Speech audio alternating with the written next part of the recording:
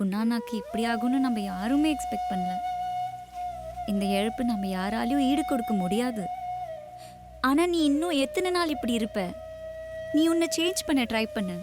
லைஃப்ல சில விஷயத்தை நம்ம மிஸ் பண்ற சுச்சுவேஷன் வந்தாலும் நம்ம அக்செப்ட் பண்ணி தான் ஆகணும். இதுக்கு மேல நான் உனக்கு அட்வைஸ் பண்ண பெரிய ஆளெல்லாம் இல்லை. ஆனா என் லெனின் என்னால் இப்படி பார்க்க முடியல. ப்ளீஸ்டா, உன்னை சேஞ்ச் பண்ண ட்ரை பண்ணு.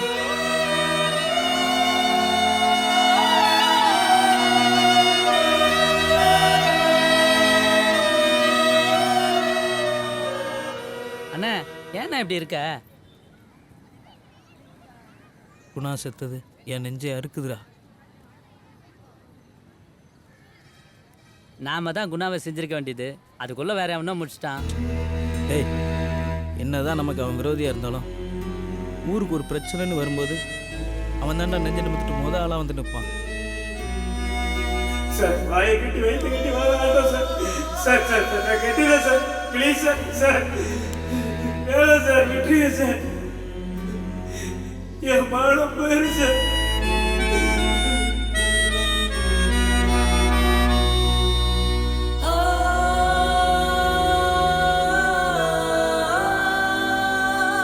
கேட்டு வண்டியை தூக்குறப்ப குணா பொண்டாட்டி நகை அடமான வச்சு தாண்டா என் வண்டியை மூட்டு கொடுத்தான். அவன் யாரா எனக்கு இதெல்லாம் பண்ணுறதுக்கு? சொந்த மாமன் மச்சனை உதவின்னு போய் கேட்டு நின்னா வீட்டுக்குள்ளே இருந்துட்டு ஆள் இல்லைன்னு சொல்லி அனுப்புகிறான். அவன் ரொம்ப தங்கமானவன்டா. அவன் இருக்கும்போதே அவனுக்கு நம்ம ஏதாவது பண்ணியிருக்கணும்.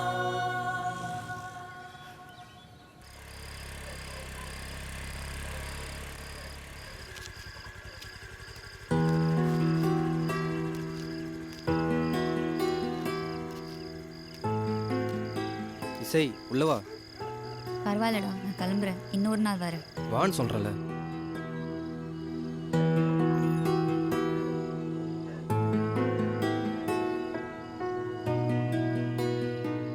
பா பா இவதான் இசையரசி. வணக்கம் அங்கிள்.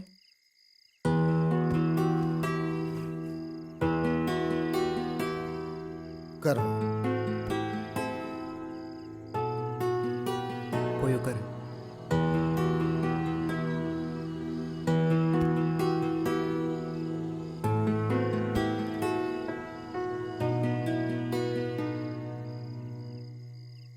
போய் பேசு போ.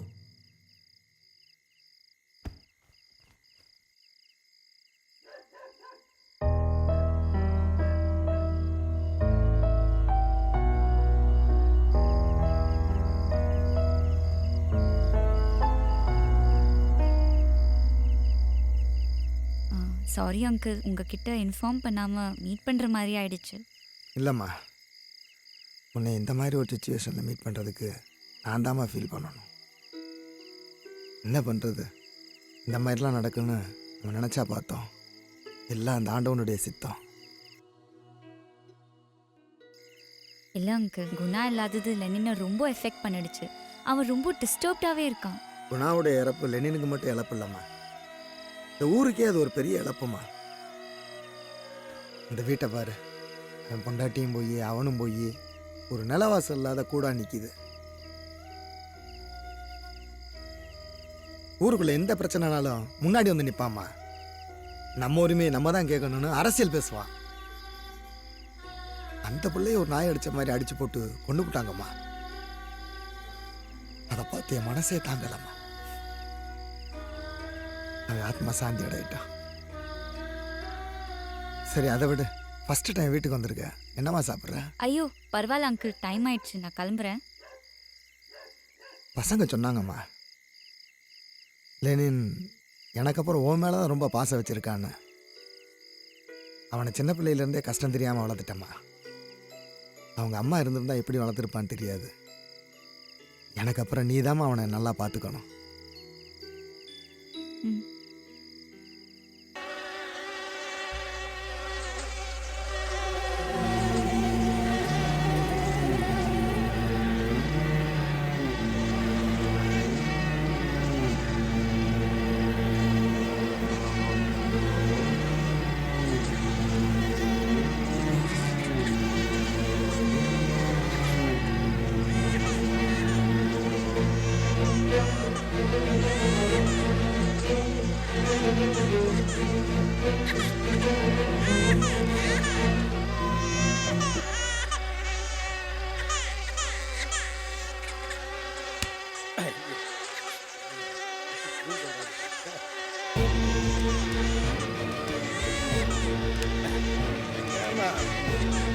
அழுதுகிட்டே இருக்குது. என்ன நீ பாருமா.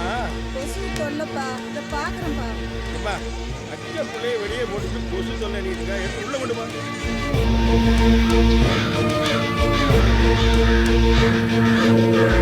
குப்பமேட்டிலேருந்து வர நாத்தம் கொசு தொல்லையால் அந்த பகுதியில் பல மர்மமான மரணங்கள் நடந்துச்சு.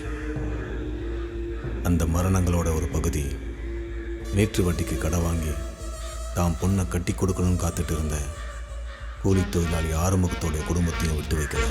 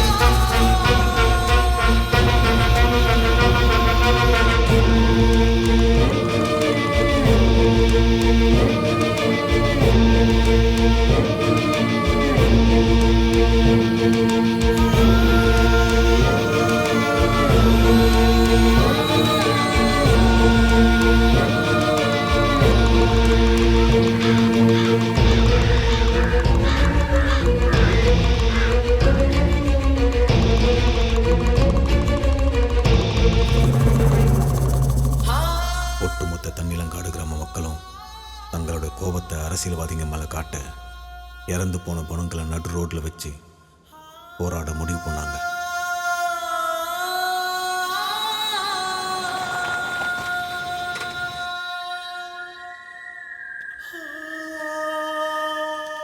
இல்லையா நாங்க எவ்வளவு அடிச்சுக்கிட்டோம்? கொஞ்சம் சுதாரிச்சிருந்தா அந்த நிலைமை வந்திருக்குமா? எத்தனை உசிரியா அரசியல் பண்ணிட்டீங்களே. வாழ்வா இருந்தாலும் சாவா இருந்தாலும் அதுல இவங்களுக்கு அரசியல் பண்ணோம்.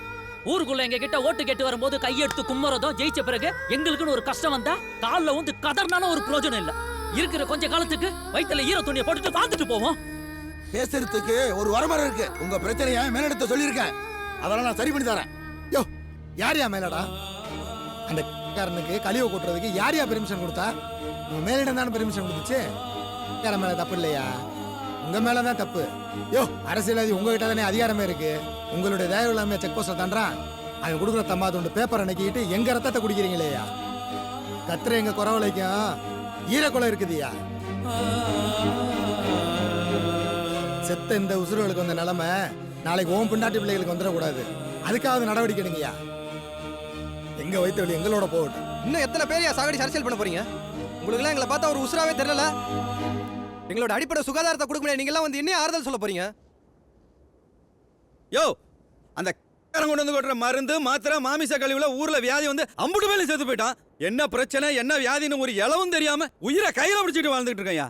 உனக்கு ஓட்டு போட்டோம்ல, அதான் இத்தனை உசுரை பள்ளி கொடுத்துட்டு இப்படி முச்சந்தில வந்து உட்காந்துருக்கான்.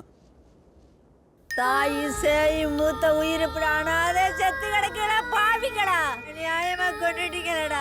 எங்க உயிரை விட்டு வச்சானுங்க வீட்டுக்கு ஓட்டு போடுவோம்டா. எங்க உயிரை எடுத்துட்டீங்க. யாரா ஓட்டு போடுவோம்? பாவிங்களா கொலைகார பாவிங்களா. உங்களுக்கு ஓட்டு போடாத எங்க உயிரை விட்டுருங்க ஐயா. உங்களை கெஞ்சி கேக்குறையா. இன்னும் ஒரு வாரத்துல எங்க எல்லா பிரச்சனையும் முடியணும். இல்ல Facebook வாட்ஸ்அப் தமிழ்நாடு ஃபுல்லா தெரிய வச்சு போராட்டம் பண்ணி எங்க உரிமையை கேட்க வேண்டியிருக்கும். நாங்க அரசாங்கத்துக்கு விசுவாசமா இருக்கட்டும், அரசாங்கத்தை ஏத்து நிக்கிறதும் ஆட்சியில அதிகாரத்துல இருக்க உங்க கையில் தான் இருக்கு. பாத்துங்க. போட்டதெல்லாம் போதும் போயா.